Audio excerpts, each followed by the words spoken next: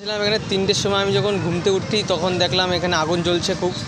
তো আমি আমার মতন আমি যতটা চেষ্টা করেছি মামাকে ফোন করলাম, ফোন করে যতটা চেষ্টা করেছি গাড়ি টাড়ি বের করলাম, আরও 3-4 জনের সাহায্য নিলাম, নিয়ে যতটা চেষ্টা করলাম আমি বা গাড়ি টাড়ি বের করলাম। আরও এবারে থানায় ফোন করলাম, থানার থেকে কোনো পারমিশন নিল না। ওরা নিজের মতন দাঁড়ায় এসে কথাবার্তা বলছে। আমি বললাম যে স্যার এখানে একটা ফায়ার ব্রিগেড ফোন করুন।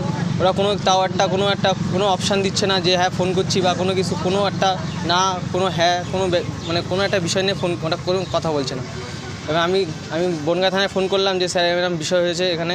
বনগাঁ থানাতে ফোন করলো যে ঠিক আছে 10 মিনিট ওয়েট করুন, গাড়ি ঢুকে যাবে। তো আমি মামাকে ফোন করলাম, তারপরে এসে আমরা 4-5 জন মিলে আমরা গাড়ি টাড়ি বের করলাম। করার পর তারপরে জিনিসপত্র যা ঘরে ছিল আমরা বের করলাম। আমরা আমাদের মতন চেষ্টা করলাম, যতটা চেষ্টা করলাম বাঁচানোর ততটাই বাঁচালাম। এর থেকে আর কিছু আমার থেকে আর কিছু বলার নেই, বুঝলেন? সর্বপ্রথম কি আপনিই দেখেছেন? না, আমি তো দেখিনি, আমি ঘুমাচ্ছিলাম। আমি হুট করে দেখি এসে দেখি আগুন জ্বলছে। আমারে ফোন করেছে রাত তখন 2:30-3টে বাজে, হয়তো 2টোর পরে হয়তো ফোন করেছে। কীভাবে আগুন লেগেছে জানতে পেরেছেন? না, সেটা জানা যায়নি। এবার এলাকার লোক এখান থেকে একটা ফোন এসেছে আমার রাত্রেবেলা, তখন আমি বাড়ির থেকে এসে দেখি যে আগুন ধাও ধাও করে লেগে গেছে।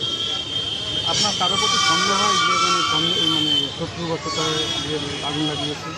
না, এরকম কারোর প্রতি সন্দেহ নেই। কত টাকার গাড়ি ছিল? হ্যাঁ, কত টাকার গাড়ি ছিল? গাড়ি কত টাকা বলতে, গাড়ি তোমার প্রায় 35-40 পিস মতো গাড়ি ছিল।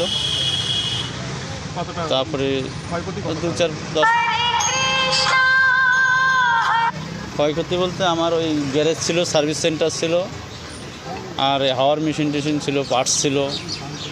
মোটামুটি আনুমানিক 80-90 তো হবেই। 80-90 লাখ?